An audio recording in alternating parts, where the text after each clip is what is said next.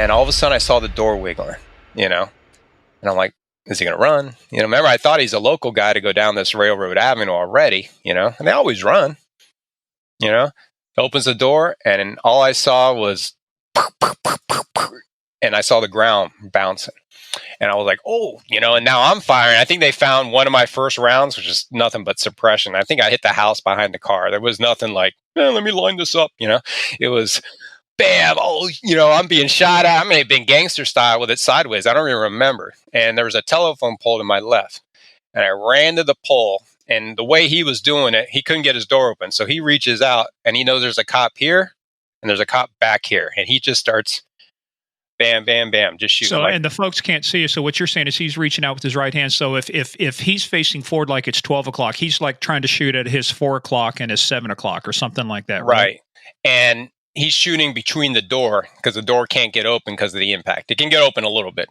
So he can't, and he doesn't know shoot through the window. So he's trying to shoot me around the door. It was not the best position for him at that point. So I get to the pole. Now I'm able to just start laying down. I'm just shooting at that box area where I had seen the threat before, pretty much his car window. Monroe comes over with me. He's laying shots down and we end up getting together. And now we just start like in tandem, giving verbal commands. The shooting is about 2 minutes long if you listen to the whole thing. And there was a point where he's still moving and we approach the car and he's still messing with the gun. And then I remember, I don't know if Monroe shot at that point, but I remember putting 4 rounds through the window into his body. Like I can remember, like I can taste it. And I remember, hold on. Sometimes That's all right, bro. It's all right. So I try to tell people it's a very primal place to be. At that moment, you could almost imagine those guys that beheaded a guy in battle, because you were so angry. And I felt this power, when we back up. I remember a SWAT guy tapping me on the shoulder. He's like, and he's got the long gun. He's like, Eric, we got this. And I back up and I'm still like jacked up, then I hear the sirens, all the sirens are still going on, the verbal commands. But, for that 2-minute period, I was just in the zone, and damn, I haven't locked up about it in a while. Sorry. Not a problem. So, well, the other thing, he didn't tap you on the shoulder. I watched the video. He grabbed your ass and he started pulling you back. I mean, that's one of the misconceptions. That's not even me. That's the third officer that showed up. I had a ride along from the local university. So she's sitting in the passenger. Were you then to the left of that officer or to the right? I'm to the left. When that officer gets grabbed, you'll see a guy approach the window in shorts. And that's how you know it's me. And fires the rounds in. So he was going to go, he's going to get in freaking crossfire. That's why Matt pulled him back to get him out of the way. Right at that point is when I'm shooting in the car window. So that's where people get distracted. They think it's me getting pulled back. Now, I'm already shot at this point. I don't even know it. So when the SWAT guy taps me on the shoulder, which is off camera, I back up and I remember backing up and it's like, holy cow, and I looked down because I felt pain in my foot and I saw the 3 holes through my shoe. And then I looked at it went long way. So it went in through the big toe area, out the side and back in through the back part of my heel. So it just did a straight line like a laser.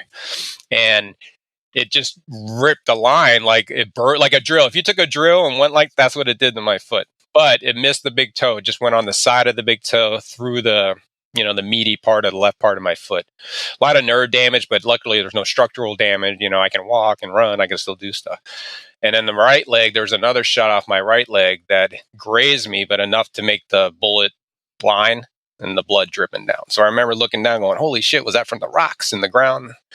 And Monroe yells, Eric, you all right or something? And I'm like, I got shot. He's like, you got shot. What the heck? And then, all the cavalry shows up and they, one of the cool things about the shooting, which goes back to your training. I was never a gun guy. I didn't carry a gun off duty before a lot because I was, I didn't want to be out drinking when my buddies have a gun and get into some stuff. If I went somewhere, I would bring it. But I don't count rounds.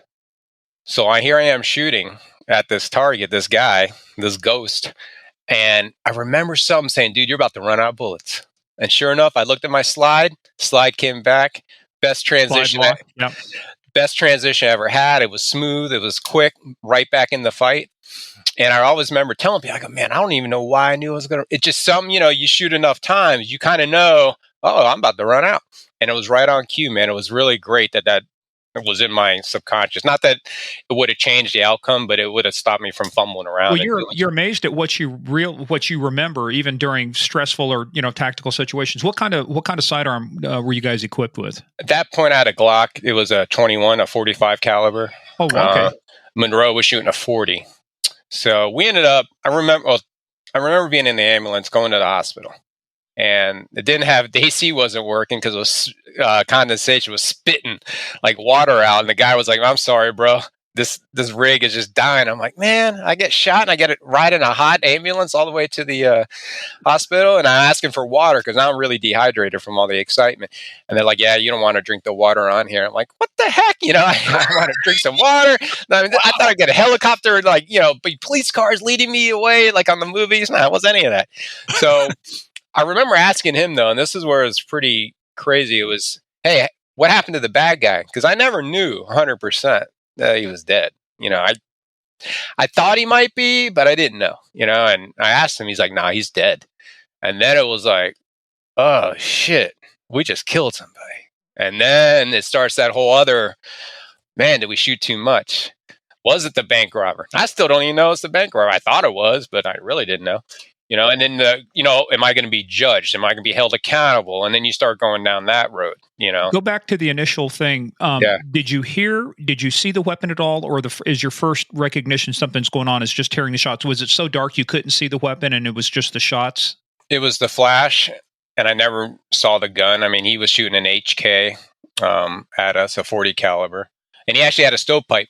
It actually doubled up because he was using different, different types of rounds in there and stuff. Oh, yeah. I mean, they were all 40, but they were different shell casing, types. And, he was limp wristing it. So, that's just going to happen. It's going to get, so he's trying to clear out a stovepipe. And that's when we were lights out. Can you explain to our listeners what a stovepipe is? Oh, it's when the shell case, as it's firing, it can't eject properly. And the next round will kind of get wedged in with it, but it will make it stick up like a chimney pipe. I've had it happen to me a couple times shooting on the range, messing around. But that was one of the things they said he was trying to do, and it made sense. It's where you learn tap, rack, and bang. Yeah, he didn't know that, luckily. But, thank goodness. I know, but yeah. So you get to the hospital, and I remember two things on the way to the hospital. I called my buddy about basketball because I was one of 10 guys, and I knew he had to fill that 10 spot, and I didn't want to be that guy. So I call him. And I'm like, Mike, I can't make it, dude. He's like, dude, you're number 10. We got to run half. I go, I got shot, dude. I'm on my way to the hospital. He's like, you called me? I go, well, I want you to fill that spot in. He's like, dude, freaking get out of here. So he hangs up the phone, and I call my wife, or I may have called her first. I don't remember the order. And she picks up, and she's got my son, who's 3 months old, my oldest, and he's crying, and she's like, hey. I go, hey, honey, I'm on my way to the hospital. There was an incident. I'm going to get some stitches in my foot. And she goes, okay, everything good? I go, yeah. She's like, okay. She hangs up, and I was like, there was an incident. Oh, there was an incident. Yeah. Well, you're protecting, and she's with the kid. The last thing I want to do is have a police car roll up in front of the house and scare the hell out of her. Weren't you? But did you get to a point where you were concerned, though, that she was going to hear the information, though, about what really happened? When did she actually find out what happened? Well, they sent a police car to the house, picked her up, brought her and my kid to the hospital, okay. Which probably should have left her at home because the kid he's in this environment of the hospital and it's his bedtime and he's crying and she's stressed out. And now she's like, hey, by the way, your husband got shot. And she's like, what? Should have just left her at home. But everyone's there and, doctors pulling out pieces of bullet fragment out of my foot. And I remember her being a female, and she pulled out a piece that hurt. I was like, oh, bitch. And she's like, oh, yeah. And she poked me again to fuck with me. And I was like, ow, I wasn't calling you a bitch. I was calling the pain, And anyways, she was a good-looking doctor. So all the guys were coming. All the bosses. They weren't coming to see me. They wanted to see this foot doctor. And it was doing her residency or whatever. So anyways, that night I remember I was a big basketball guy then before I figured out it was all fixed and everything. But I was big in the Miami Heat at that point. They had LeBron and Dwayne Wade. Well, they were playing the Oklahoma Thunder in the NBA championship that night. Game 1, I remember I took a Percocet and I made me a stiff vodka, don't do that, kids. And I'm sitting there watching the Heat lose game 1. But you don't care. You don't care because you got vodka and a Percocet. You're like, whatever. Yeah, do as I say, not as I do, right? And I remember the Heat lost, and I'm like, man, they lost on the day I got shot. Dang, and they just lost the year before. So I'm really involved in this series. And then the news comes on, and it goes, dun, dun, dun, tonight at 11, another officer shot in the line of duty. Story next. And I was like, oh, wow. I'm like, holy cow, that's me. Like it didn't connect because it was like a regular news story. And they're like, tonight, da-da-da. And then all the news stories were covering it. And it was just like, wow, I go to this channel. And then the next morning, dun, dun, dun. It was the headline news in Palm Beach County everywhere. The officer's name is going to be released tomorrow. And I was like, ooh, how's that going to work out? Right? Now they're going to know who I am and my family. After Percocet and vodka, I can just sitting there thinking, hey, who is this guy? What happened? I slept like a baby, but I had my foot up in a boot. I had to change bandage. I mean, it wasn't like it was that comfortable, but I definitely, numbed myself for it. But yeah, and then, a couple of days later, you got to do a workers' comp thing, got to go to those doctors, and then, you're, handshakes in the department, you're feeling pretty good that you went, like I scored the winning touchdown, we won the game kind of thing, you're like, wow, we did it, luckily got out of it, and went to one psychologist. They sent Chris and I to the same guy at the same time, and then that was it. I never went back because they didn't push it. I didn't push it. Just kind of let it go. And that's part of the other journey I ended up going through with all this because of stuff like that, and well, let's talk real quick, just procedurally about the officer involved shooting. So what was your department's process for that? In other words, were you interviewed right away? Did they let you go? Does your homicide people handle it? Does the state come in? How does that work when you've got a department, when your department's involved in a shooting? Well, at that point, the state attorney's office would come and kind of take over the investigation. And I guess our department would mirror the investigation at that point. But they never interviewed me. I'm at the hospital, and they did a walkthrough in Monroe because he was there. And they did that whole thing with the camera talking to him. I didn't get talked to, I think, for 2 days. And then they finally brought me in and got my official statement. And it wasn't like the movies, how they interview. Right? It was kind of like, I'm like, I go, do I got to do any paperwork on this? Because I'm thinking, there's a crash report. I hit 3 cars. I'm like, that's 3 crash reports. Where's my car? Where's my stuff? I'm still trying to figure out that end of things. What's my next shift? And, it turns out it was 3 months later before I came back. I had to go to physical therapy and all this stuff. But yeah, it was just kind of.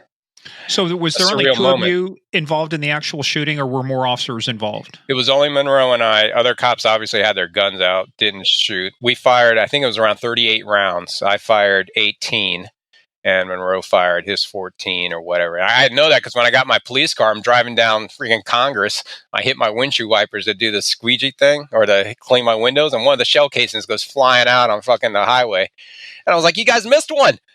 That's one of my shell casings because I have them. I ended up doing a tour in evidence for a while, and all that case got disposed of, and I was like, I'm not throwing out these shell casings. Heck, this is, my 17 rounds I got, not 18, because one's floating around the road somewhere. But it was, 38 rounds. We hit him 14 times. I was able to see the autopsy and the medical report. He had 4 kill shots. According to the ME, 2 from a 40 caliber, 2 from a 45. So me and Monroe's little joke is always, hey man, my shot killed him first, and he just kind of peppered a dead guy, and we got to go to Panthers games together. We got to go to Florida Marlins games. So him and I on this journey, we're always kind of, even though we weren't close friends beforehand, this is one of those things that kind of makes you connected for life. And you always pick the phone up and be able to just talk, we're always there for each other. But yeah, only 2 of us. And the investigation happens afterward, obviously crime scene, all this stuff. I got an early copy of the video, somebody gets a copy of it, and I saw it and they're like, you're good. Don't worry about it. I was like, oh yeah, I'm good. And I hadn't seen the video yet. So finally watched the video, and that's a whole nother thing to look at it all over again from another perspective. And I saw Monroe's car camera too, because he captured more of the chase than mine did. So that's pretty crazy. And we've talked to some other folks about this too, where stuff's been caught on body cam, or an in-car camera. What you thought you saw versus what the camera captured. how close, it's kind of like a Netflix series, right? How much of it is how you remember it? How much of it is like, I didn't realize I did that. When you looked at it, were you pretty close, or did you learn a lot of stuff from watching the video?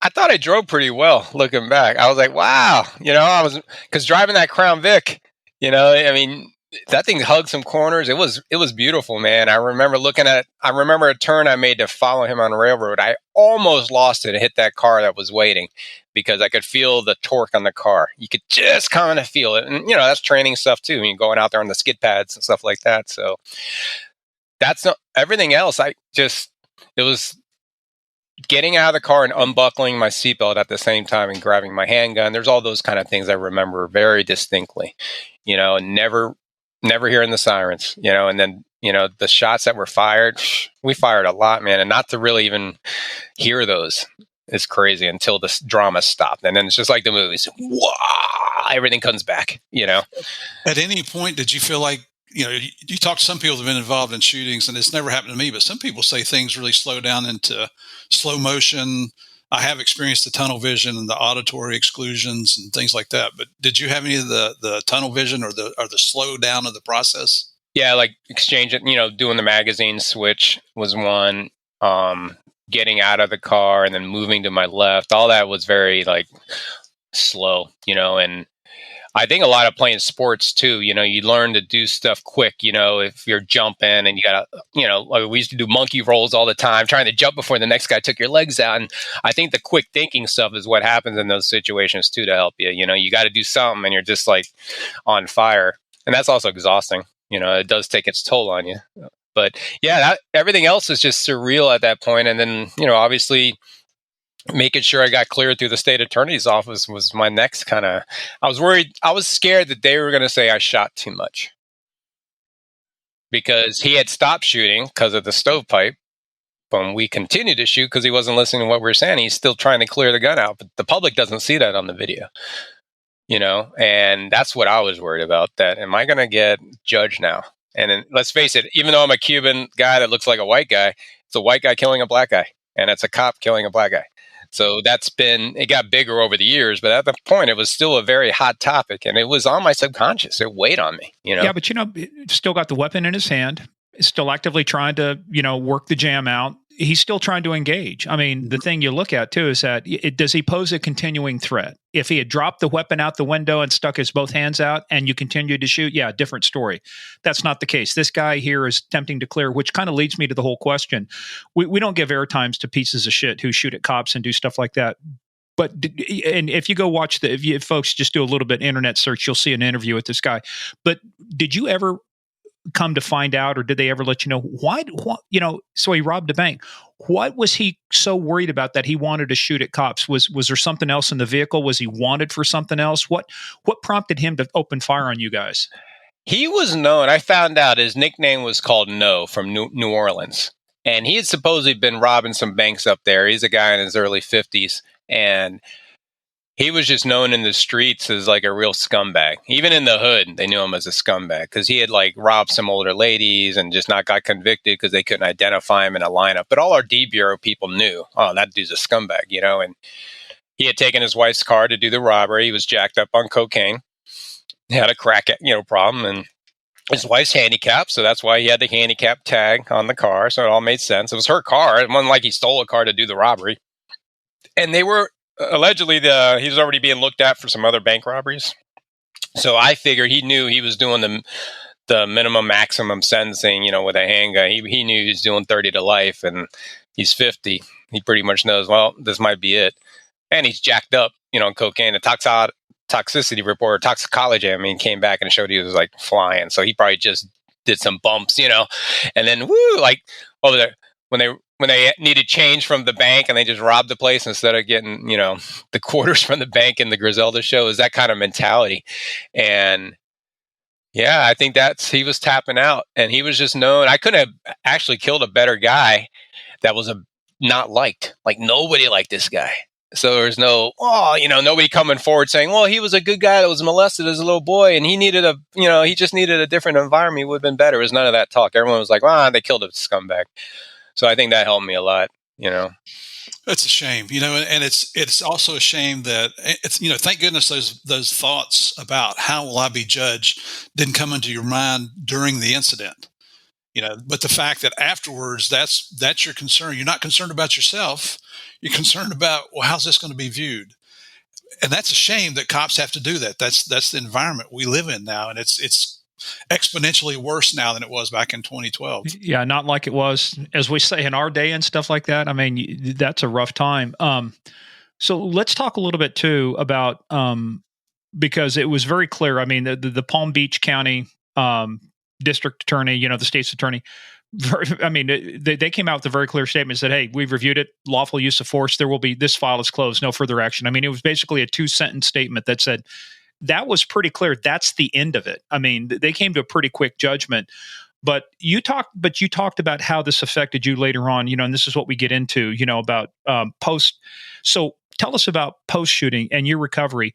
When did it hit you? I mean, when did it hit you about the enormity of this? And because you don't really realize sometimes what it's going to do to you later, but you kind of go, yeah, man, it's kind of like, have I dealt with everything, or there's still some stuff I need to deal with? I mean, you only went to see a psychologist one time and you're thinking, okay, I'm good. I'm bulletproof. I'm ready to go. But in reality, that's not the whole story.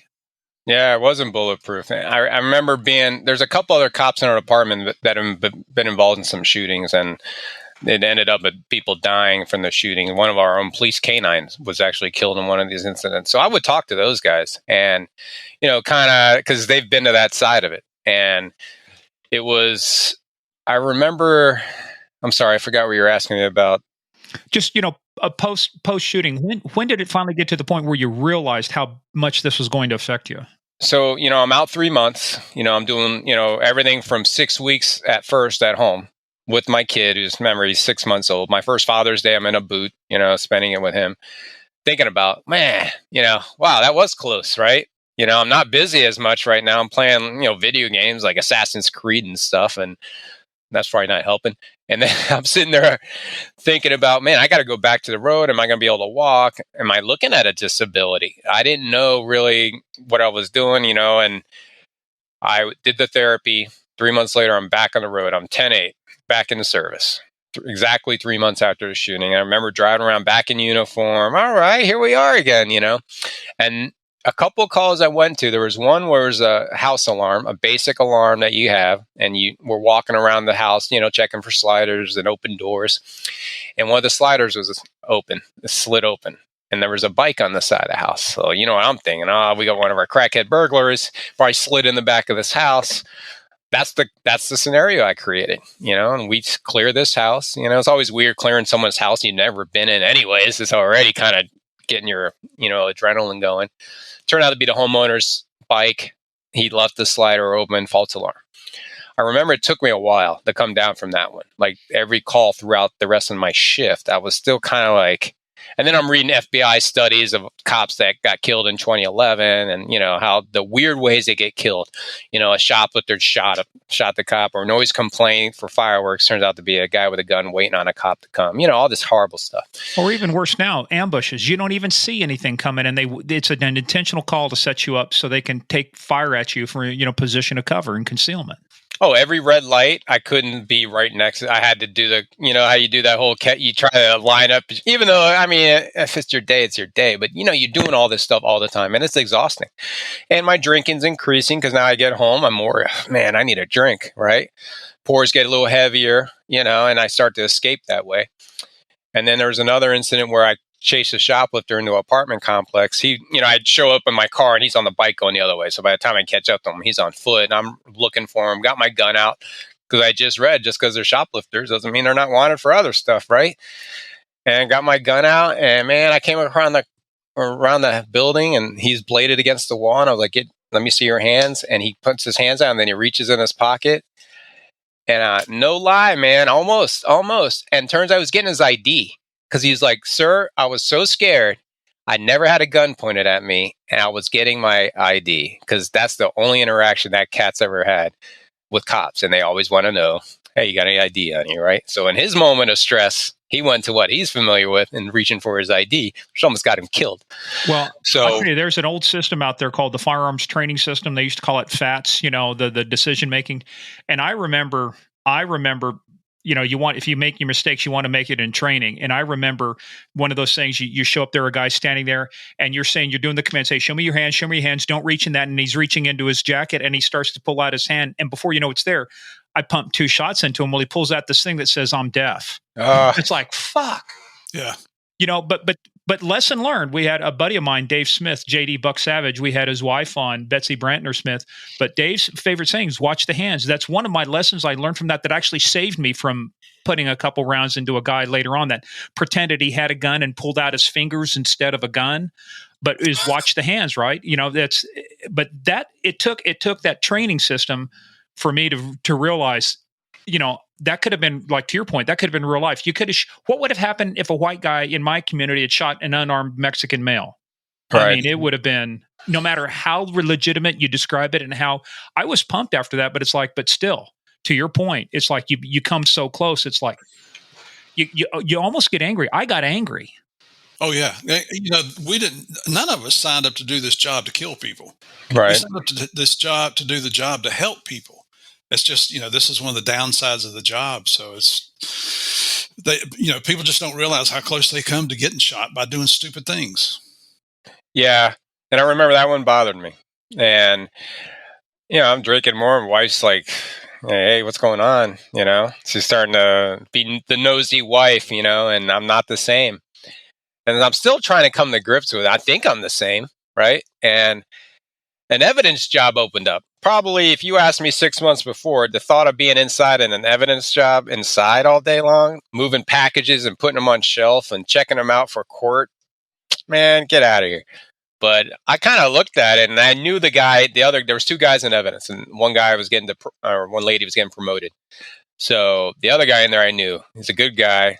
So I was like, maybe it's a good thing for me to go into a desk job for about a year or 2, just kind of chill. Banker's hours, not battling road patrol, but yeah, I'll do this tedious, work. And I applied for it, ended up getting it. There's only a few, nobody really wanted it. So it wasn't like it was stiff competition. And I got it. And it's kind of funny. The guy that I was in competition with ended up tested positive for cocaine like 10 years later. So it was probably a good move that I got that job. And that's a whole nother law and disorder part of the book. And anyway, so I got into evidence and it was good. I thought it was fine, But hold on right there. You talked about your drinking the pores were getting bigger. Did this transition help you with your drinking or did the drinking stay the same? It stayed the same.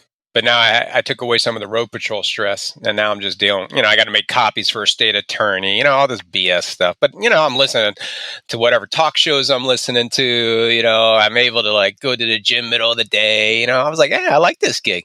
Well, new chief comes in. Guess what he doesn't like? Having a sworn guy in evidence. Why are we paying a guy $80,000 to be in evidence when we can hire, a civilian at 40, even though the whole reason cops are in evidence because the civilians were stealing in 2005. So that's the whole reason we're even in there. So he ended up, that was bouncing around whether I was going to go back to the road. And I'm like, oh no, now I'm going back out there. And that starts the issue of I'm not sleeping.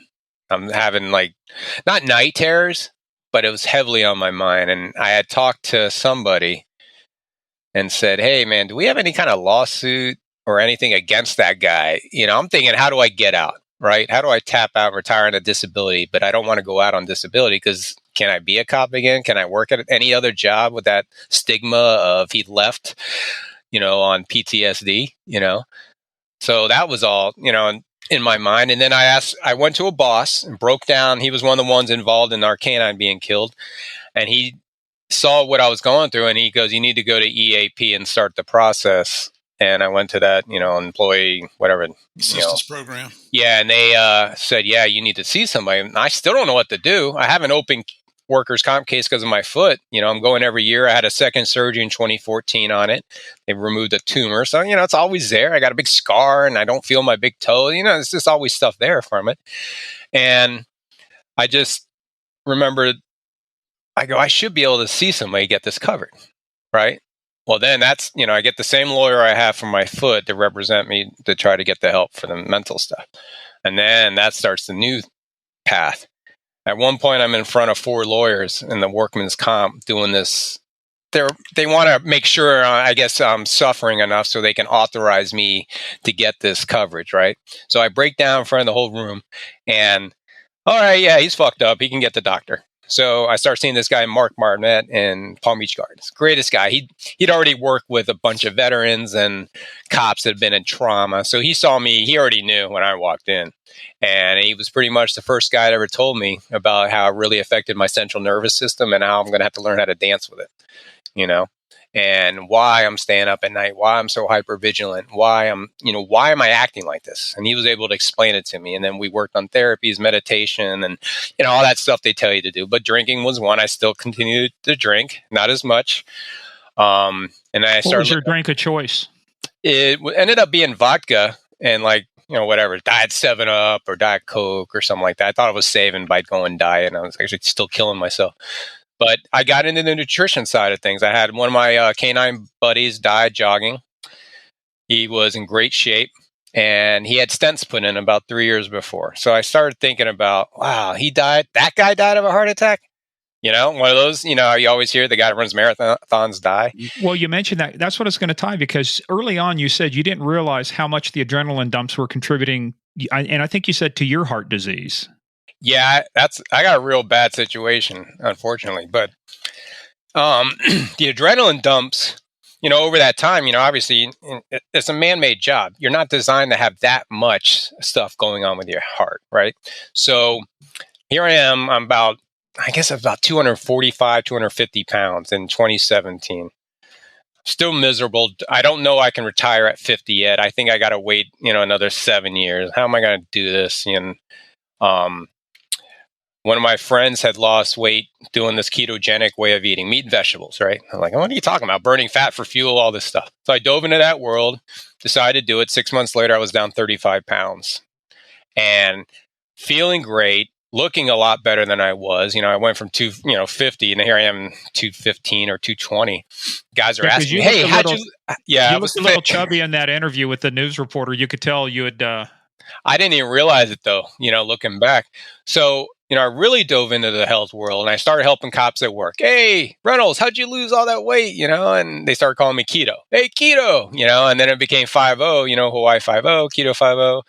And I started helping cops, sheriff's office guys, because remember, they hire all our good guys. So I know a lot of the sheriff's office guys. And we started a little group. And I started helping them about, hey, dude, you got to look at the sugar content, the carbs. You got to control this because high fructose corn syrup's more, worse for your heart than regular sugar. Just trying to educate them on, at least if you're going to eat some bad shit, do this instead. And that grew into like a little side hustle of, a nice little group of people. I was not making money. It was just a nice little community. So when I ended up retiring, that's when I ended up going to school, become a nutritionist and get my, license in that. So I can really understand blood work and help these guys kind of be their health advocate and health coach, and kind of have something behind me to say, yeah, you went to the police academy, you got a certificate. Now you're going to really learn the job, and that's what I've been doing. Yeah. Cause how did cops eat for so long? I can't tell you how many times I drove through a McDonald's or a Wendy's, grabbed something, you're woofing it down, or you got 30 minutes to eat. So by the time you get home, and God bless the wives and the husbands, who cook for their spouses. Cause you may not get there on time. 7 o'clock becomes 8 o'clock, and then we ate like shit. I'm surprised I didn't have a heart attack, back then, the amount of caffeine, the amount of junk, consuming. That's why we end up having heart attacks when we retire, because of all that damage we're doing then. I mean, you got to understand, when you're in flight or fight your whole shift and then you come home, you're not even in the middle range. You come all the way down. So you're like in this, like what I heard someone, it's feed and breed. When you come home and sit in your chair, it goes back to the Officer Survival Guide by I forgot his name. Martin. Yeah, Gil Emotional Martin. Survival for Law Enforcement. That book opened my eyes more than any other book. But because I think when you come home, it's like you want to sit there, you want to be left alone. I don't want to make any decisions. What do you want? I don't care. Just pick something. What do you want to do? I don't care. And that irritates you too. You're like, why do I got to make all the fucking decisions? Yeah. It does. So I really got into my health, and as I started losing the weight, 2019, I heard that if you had, Boynton's got this real funny thing with their retirement. If you got over 15 years of service and you're over 50 years old, you can retire and start collecting your pension. So I was 49. I still needed to do like 4 more years, but because I was turning 50, I'm now eligible to start collecting my pension. I wasn't getting promoted. I wasn't doing any special assignments to make it, my pension was not going to grow.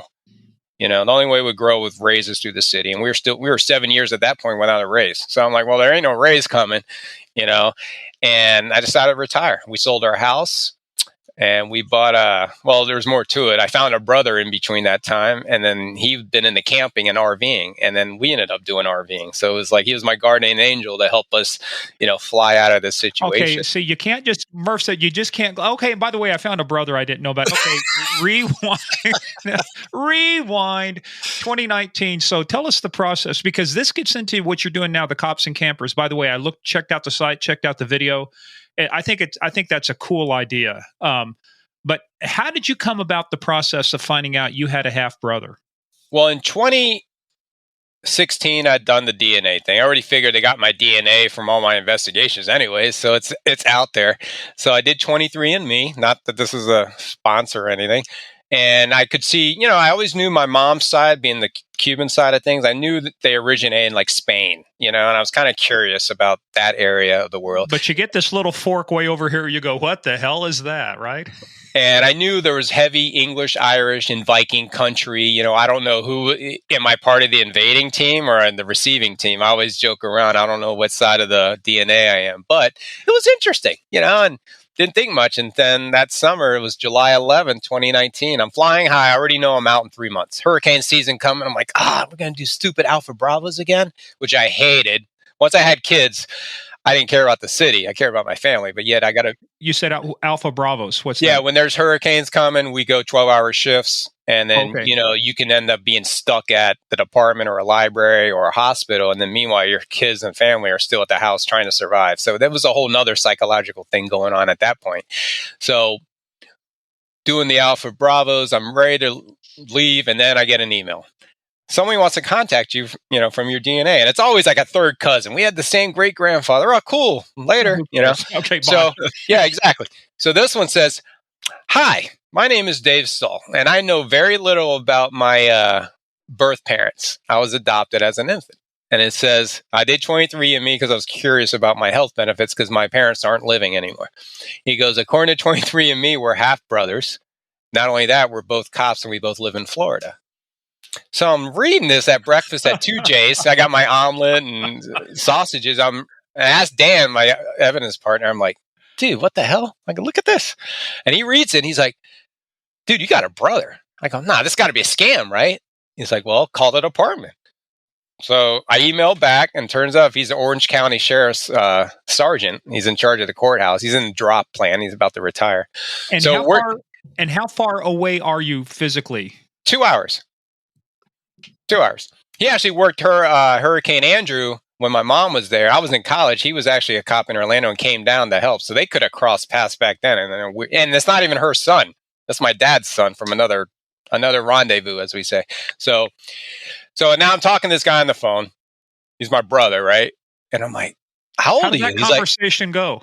Weirdest thing. It's like someone dropped a clone out of like another planet and said, hey, this is your brother. And he's like, Nanu or some shit, and just going, I remember the first time we talked, I was in the truck in the parking lot and I was drinking a vodka and I was drinking, Tito's. And I'm like, hey man, how's it going? I go, you nervous? I go, I had to make a drink. He's like, yeah, I had to make a drink too. I go, what are you drinking? He's like, Tito's. I go, I'm drinking Tito's. We are brothers. It's just as a joke. I mean, everyone drinks Tito's, but it was a funny little moment that we're both drinking Tito's. And then I think within a couple of days I drove up, we went over, all right, where were you born? Pensacola. And then I got to call my dad. Oh, no, hold on. This is going to be interesting. Two cops trying to talk to each other. It almost sounds like it's an interrogation as opposed to, hey, you're my brother. Okay, what's your name? Where do you live? What's your date of birth? Social security number, scars, marks, tattoos? Well, I'm sitting there. I'm like, man, my parents had me at 19, right? 1969. I'm like, my mom was in high school in 1968. My dad wasn't. My dad was in high school 67. I'm like, there's a year there. there's a year my dad was a free agent, right? So I'm like, I go, Dave, that's my brother's name. I go, Dave, I'm going to call my dad, our dad? How do we, bio dad? How are we referring to this cat? You know, because he's my dad, but it's your birth dad. He's like, nah, call him. So I go, hey, dad. Hey, what's up, son? I go, craziest thing happened. I did one of those 23andMe DNA tests, and he got real silent.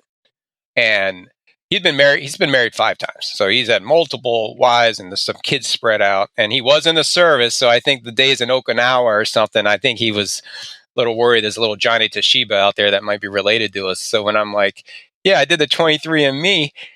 And he goes, yeah. I go, and you know what it said? He says, wait a minute, Dad. I go, you got a brand new 50-year-old bouncing baby boy. And he stood up, left the phone there, and then my stepmom picks up the phone. She's like, what'd you just tell him? I go, well, I might as well tell you. He's got another son. That's the oldest. His oldest son is walking around. He's a cop in Orlando. And they were just like, what? And I sent them the pictures. They ended up meeting. We ended up having a big family reunion where we all got together. But at this point, it was backtracking. And I'm like, Dad, where were you in the fall of 1967? This is 2019 for this old man, 70 years old, trying to remember who he was kicking it with in 1967, right? But he remembered. He goes, I was working at Zayre's and I was in the paint department. There was this young girl in the lingerie department. Typical roles back then, right? Men in the paint, women in lingerie. And he had a little relationship with her and she had told him once that she was pregnant. And he goes, well, I guess we got to get married because that's just what you did. And she came back later, says it was a bad test. She wasn't pregnant. So he never really thought much of it. Turns out she was promised to somebody else. And that guy did not want to raise someone else's child. So after 6 months, she put Dave up for adoption. And he was adopted by a Navy family, Navy pilot, helicopter pilot. And he was a pretty big wig over there in Pensacola, big enough to where he got promoted to the officer in charge at the San Diego base out there. So Dave grew up in San Diego as a military kid on this base. Not only that, he was there when Top Gun was filmed. And since his dad was living on the big house as the officer in charge, he has pictures with Goose wearing Goose's jacket. You know, this kid's living this Hollywood life. And I'm sitting in my mom solving cartel, shootings and stuff. And he's surfing, his emails like Wavy Davy. I'm like, dude, you live like this freaking great life. And I'm worried you were like in an orphanage or you were abused. He's like, no, wasn't abused. And he's like, my dad moved to West Virginia when he retired. I was 17. I went with him. And I thought the beach. And I said, let me go down to Florida and check out the beaches there. And he ended up in Orlando and he applied as a cop at 21. Got it. And that's where he was, and he got married, no kids of his own. And his adopted dad, the Navy helicopter pilot, actually has the same birthday as I. It was kind of weird that we had that connection. Not the same year, of course. And, we ended up. We kind of figured that one out on our own. Okay. Well, he ended up, there were some people on his DNA list that weren't mine. And I go, Dave, that's your mom's side of the family. I go, you got to send that third cousin an email. And he did. And, and he ended up finding 2 more sisters on that side. So he's got, on my dad's side, he's got 3 brothers and a sister. And then on his mom's side, he's got 2 more sisters. And there's a whole thing that the daughters were watching NBC Nightly News with Lester Holt at the very end, were the very good news clip that they put at the very end. And they knew they had a brother out there. The mom had finally divulged that years later that she put a kid out for adoption. So they're 40-year-old ladies now, right? They're wondering, and they're watching that show. And here's these 2 cops on the show. And they're talking about brothers in blue, blah, blah, blah, hyping us up that they found each other and all this stuff. And they were like, wow, wouldn't that be crazy if that's our brother? Turns out it was. Because they ended up meeting. And he got to meet his birth mother. She was in a home for cancer treatments. She was very sick, and she ended up dying like less than 6 months later. So it's kind of a weird, like Lifetime movie that he finally found his birth mom, and maybe that set her free on some weird level, But anyways, he'd been camping, and he's like, "You ever gone RVing?" I'm like, "Nah, I didn't." My wife's trying to get me in this tiny house thing. I think she's crazy. Like, put a storage unit or storage shed in the woods and build off of it. And he goes, let's go camp. Container, yeah, the metal doors. He rented a camper, or helped me rent one, and we camped with him. And then I was like, man, that's a pretty good little dope lifestyle. You just walk outside, the environment's different, but your bed's the same. And then, it was just awesome. And here he is, my big brother helping me. So then we haven't even heard from Netflix yet. Amazing Race contacts us. or they go, hey, would you guys be interested in auditioning and coming on the Amazing Race? I'm like, Amazing Race? I go, I hate running, right? I didn't know it was like a scavenger hunt show. I mean, me and Dave binge watched it, and he's like, I'm not doing any singing. He's like, I go, well, I'm not jumping out of any planes. He's like, I'll jump out of the plane. I go, all right, I'll do the singing. So we start breaking stuff down. I still don't know this guy. Still 50 years of stories to catch up on, and here we are going to audition for the Amazing Race. It's like, what the heck? So we sent in our tape. Netflix, Doug Myro, one of the executive producers, now calls my department at this time. I'm thinking I'm going to Hollywood, right? And they're like, hey, we were listening to a podcast with you. And I was like, yeah, because I had done like one or two Law Enforcement Today podcasts. And they're like, there was one real interesting one with your mother. I was like, yeah, that was the one my mom did one. It's got more hits than anything else, of course, than any of the 40 I did, But they were like really intrigued on her involvement in those days. They had seen the Cocaine Cowboys and did their research, and she kept popping up. They're like, we'd love to talk to your mom. I'm like, absolutely. So I got my mom with them. And I think it was Doug and Eric flew to my mom's house in Tennessee. They got lost. So Al had to go down. He's a volunteer fireman now in the woods up there. So he's a hero guy saving these Hollywood executives coming into the mountains of Tennessee. And they wrote everything down. My mom was like, we were just telling stories, and they were like, oh, that's great. Everything from you guys ever hear about the leather chair story? All right. So back when my mom got the homicide, this didn't make the show. This is behind the scenes stuff for you guys. My mom had a brand new leather chair in homicide. She couldn't figure out how the new girl would get a new chair. She knows how it works. You get the worst squad car. So Al or somebody told her later on that a couple of guys would sniff the chair when she left. Oh. Did you see it coming? Oh. Kind of. Well, it was, I didn't see that one exactly. The other thought was, though, is that either somebody had soiled themselves in it and nobody wanted to sit in it. Kind of the same thing, right? Nobody wants to be in that chair. Yeah, so that scene when they turn on the AC and they, try to get her chest all hard. And so she, this is what I'm realizing years later, all the stuff my mom really went through, stuff she couldn't share with an 8 or 9-year-old, But anyway, so the Narcos thing happens. I'm like, wow, cool. The Amazing Race. I'm flying out in December. Dave and I are flying out to LA for casting.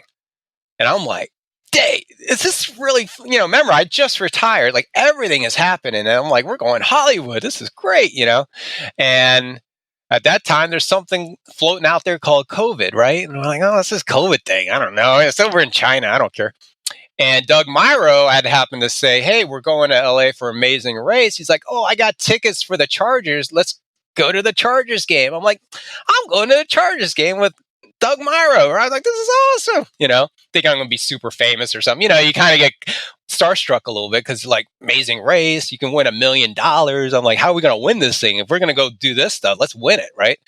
And yet I don't know Dave. I can see, and he's a sergeant, so I got to take orders from him, not only as a sergeant, but as a big brother now, right? So I'm like, this is going to be crazy. And then they delay us till February. They say, hey, we're going to push you back to season 34. Turns out we're going to go with the 10 casting members we have now, push you back to the next season. I'm like, okay. Well, February comes, lockdowns. And guess what hits? Yeah. We never hear. And then that summer, they're flipping police cars and burning police cars in LA. I'm like, well, I don't know if we're making it out there, Dave. I think that ship is gone, right? And it never came back. But it was all good. I don't know really being away for that long a period overseas, away from my family, would have done for me mentally. I don't know. I'm just thinking the control thing we have and protecting, I would have been losing my marbles over there. But yeah, COVID hit. We'd sold our house. We ordered a rig already, a camper. We're just waiting on that to come in. And then it showed up in July and we hooked up and we left. And we've been on the road ever since. Really? Yep. Full time. We homeschool our kids. Today, as we are interviewing you, give us an idea of where you're at and what you're in. Well, I'm in it's a toy hauler. It's an aluminum trailer with this is actually the ramp that opens up in the back. So you would see the big view I got behind us. But it's hot today in South Florida. And I'm at my brother-in-law's house. We're kind of sneaking under code enforcement. They don't know we're here. So we're just in his driveway. He's got a big bush line. So we're hooked up, saving some money until we head up to Tennessee and Georgia for a couple of events I got up there. So we're just down here. We do regular state parks. We bounce around. But because this one's right in the central hub of my wife's family, this isn't a nice spot to be. So we slide in here. We have access to a house, and then we go do our camping thing. So yeah, we saw 5 Great Lakes in 2021. My kids, we swam in them. I mean, that's when the flag thing happened in New York, where they tried to kick me out of a campground for my flag. I saw that. That is, you're flying the thin blue line flag, and people got offended by it. Yeah, and then the camping group, Thousand Trails, that I was complaining about with this whole flag thing, they suspended me for 2 months because I was belligerent, which I was. I gave the guy a piece of my mind that was telling me to, and I'd recorded it and then put it out there, and it kind of got viral. Local news agency started interviewing me. They had a rally. There was like 50 thin blue line trucks with flags and causing chaos. The state police stopped us from getting to the campground because we had a bunch of cops there going to throw down their flags at the same time. We were going to totally screw with this campground. And they got wind of it and stopped us. State police come out with their masks like freaking Gestapos to stop a bunch of cops. It's freaking crazy. They wouldn't take our bottled water because it's looked at as a gift or some crap. I was like, oh my God, what has happened to this country? So, at one point I was in the back of the car saying, we're going to go to pro cop campgrounds, and it's going to be called Cops and Campers. I just said it. And then I started looking up, some stuff about how to, Facebook groups of cops at camp. And I found 3 of them. There was like 1,000 deep. I'm like, we need to unite these. Let's get all these guys together. Where are you guys going camping? Oh, there's a great place in Florida, a great place in Ohio. You start kind of gathering information and you're meeting people and they're like, that's bullshit what they did with the flag. I'm like, I know, I was just trying to camp and now it's a movement, and turned into some really good stuff. And I ended up going nonprofit with the organization in November, and we focus on getting the guys together. And it's just outdoor therapy. It's campfires. You might meet a guy that likes to fly fish. You go fly fishing. Another guy might just want to just talk. Some guys don't want to talk. They're just there. And that's better than them sitting at home by themselves, and the wives will come up to me and say, thank you, John needed this so much. He just was looking for something because you retire, not in roll call anymore. The same thing. You're not part of the gang. Well, you can only go to so many diners. You can only go to the bar so much. There's some other things that were happening. And as I traveled with my flag, I'd meet first responders, military, firemen, corrections, dispatchers, because they see the flag. And first of all, I don't look 54. People would walk up and say, oh, is your dad a cop or something like that? Or who's the cop in your family? And I'm like, no, it's me. And they're like, what? When'd you retire? I go, I'm 54. They're like, what? And then it gets into nutrition. Well, you got to watch the weight, because I don't know if I told you, I ended up losing 80 pounds. I went from 250 pounds to 176 pounds. My body fat went from 28% down to 12%. All my numbers were good. But, I still got the heart damage from the career and being obese. So that's some of the stuff I deal with now. I got to watch my inflammation, my carbohydrate intake. I'm not on a statin. I'm not on any of that stuff. But there is some other stuff going on that's related to the career that, I'd like guys to be aware, that career is damaging to our hearts. And we don't have the same life expectancy as the average guy. And as long as you know that, maybe that'll help some of your decision making along the way, whether it's diet, alcohol, or seeking therapy, and just trying to do better things mentally for yourself. Well, and it's trying to have a good quality of life, in the next decade, right? I mean, you don't have to be miserable. You can be good. I mean, and like you say, it just involves watching some things. Hey, real quickly, let's tell everybody about, as we close this out, give us the information about Cops and Campers. Tell us about your site. Where can they find you? And look, we've got some friends too. My wife and I've got some really good friends. They love the camping thing. They just bought a brand new camper, a bigger one. And so they love doing that. So I got to hook them up with you. So people want to learn more. Where do they go, Eric? Well, the first place is copsandcampers.com. That should have the latest information. We have 2 events. We got one in LJ, Georgia in April, which is near Blue Ridge. It's a big RV resort, top class. They want to make this a yearly event. They want to make it like Bike Week in Daytona. They want to make it Cop Camping Week in Atlanta. So they're big cop supporters. I got one in New York at the first. When I got suspended from that camping group, 4 different campgrounds reached out on social media and said, hey, tell that cop to have him bring his flag, his rig, and his truck and his family. They're staying with us. And they covered the whole 2 months we were suspended. We stayed up in all these crazy places, different campgrounds. And that's where I was meeting different cops coming up, giving me challenge coins and saying, hey, BS on the flag, keep doing what you're doing, brother. And it was like, wow, maybe we should keep going with this. So copsandcampers.com. If you need help with any nutrition or health coaching or advice, you can go to keto50.com. That's my health side of it. I don't charge first responders. There's prices on there, but I found that the more I help people, it's just easier online. I can't be trying to hustle making money on that because it's not what I'm all about. I just want somebody, usually within a month or 2, if I work with you, I set you free and you already know good habits and you can then work on yourself, but Cops and Cabins is now my passion. Like I said, I went nonprofit. We have these 2 events coming up. We did do a documentary film in 2022. It's only about 32 minutes long. It's on YouTube.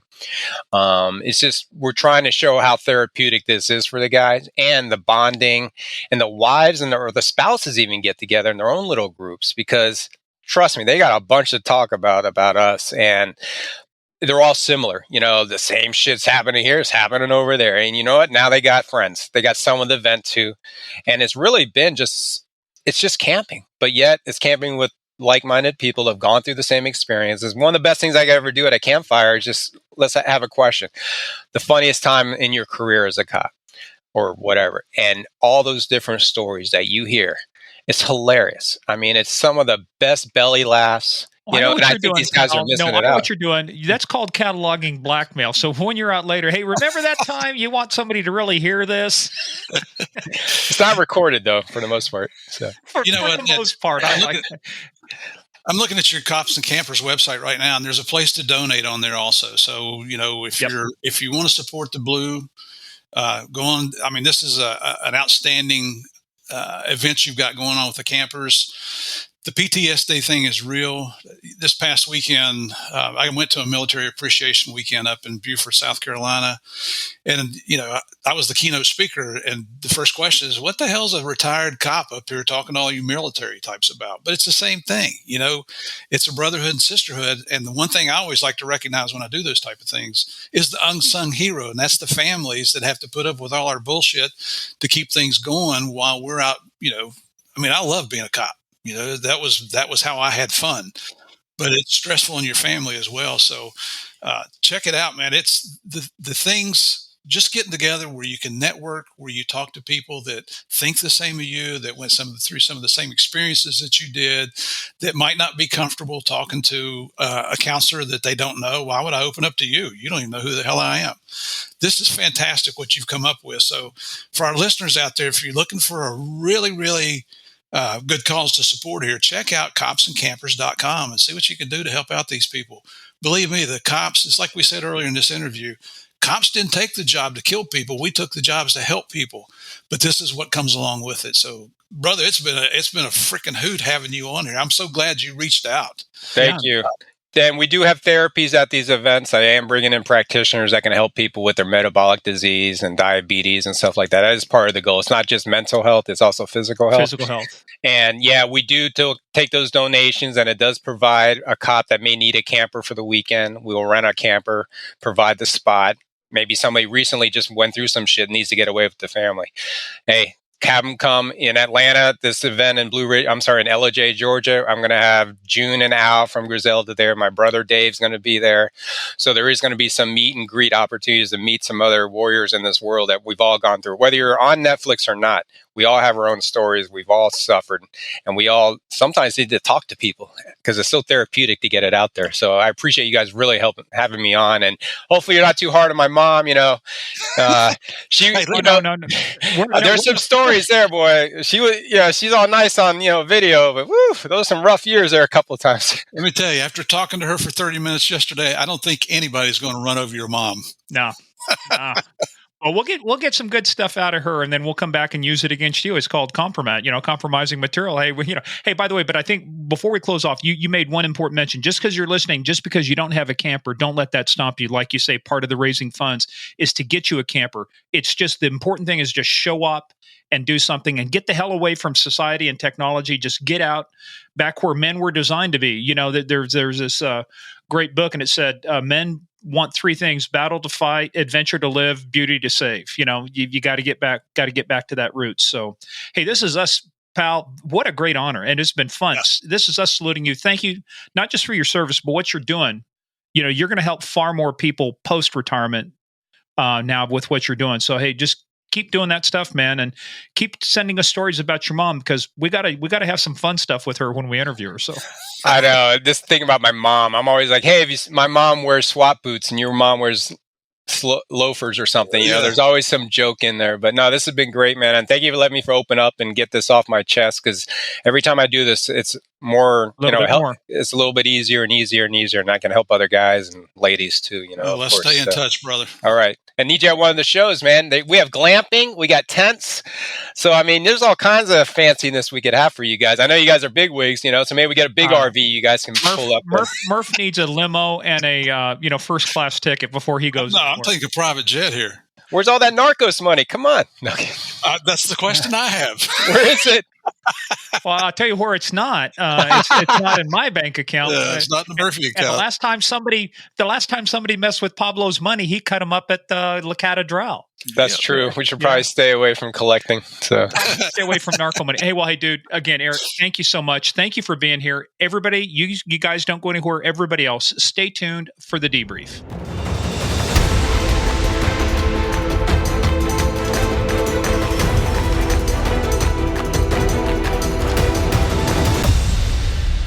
I kind of like Keto 5-0. I thought that was a great name for a business. Keto 5-0. Well, that and Cops and Campers. Yep. So these are you just heard him tell you the story about everybody.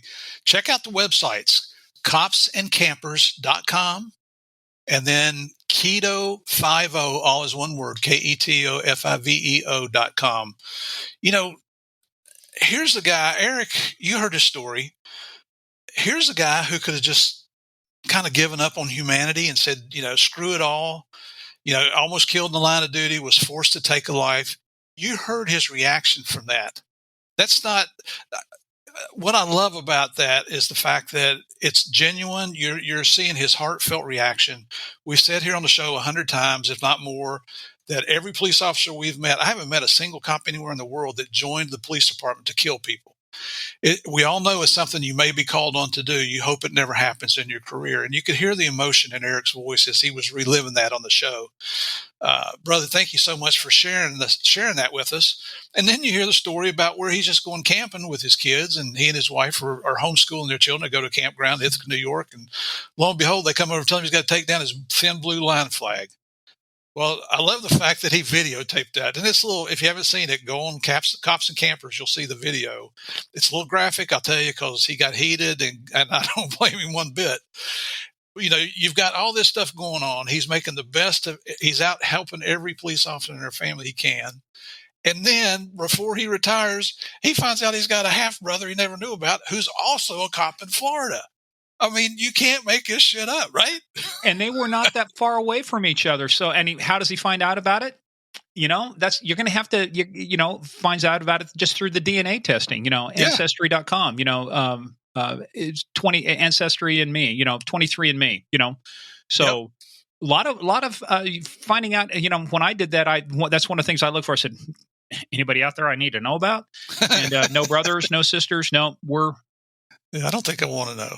Yeah, well, your case, Murphy, it'd be very difficult. You're related to everybody in Kentucky and Tennessee and West Virginia. So that's it. But this, I got to say, as much as we love June coming on, his mom telling her story, and it is a phenomenal story about what she endured as a police officer, female police officer in the Metro-Dade police agency. Eric's interview has been one of the most motivational we've had on in quite some time here. I mean, brother, God bless you for what you did for your community, for what you suffered through, how you contended to suffer, but you're not letting it get you down, how you're trying to help others. I love the fact that it's like Kevin Black found his birth parents. If you remember Kevin, he's the one who crapped his pants when he was in cop in North Carolina. And if you haven't heard Kevin Black's interview, you got to go back and listen to that, because you'll be crying, not from sad stories, but from laughing so hard. And I'm telling you, that's one guy that should have worn a kilt. We get so many comments about Kevin from cops that know him. They're like, that story's true. And that's not the only time he shit his pants. So we may have to get Kevin back on for the rest of the story at some point. I don't know. Well, back to our regularly scheduled outro for this podcast. But no, hey, it was great. The other fun thing, too, was Eric put out comments on Facebook. He tagged some people, and he even said, man, I never saw these pictures. I mean, it tugged at the heartstrings. He said, I never saw this great pictures of him and his mom graduating at the top of her class, which was important because that was voted on by the students, not the instructor. So it was peer recognition, which is just super. And but he's got a great story too. And the cops and campers, like I said, on the front page, you'll see watch how this movement got started. So he takes a negative, turns it into a positive, and he's dedicating his time to healthy living, healthy eating, a healthy mindset, and helping others do the same thing. And just yesterday evening, I got a text message from Eric where he cut out a clip from his mom's interview to send to me, and it's right at the end where she makes reference to AAA.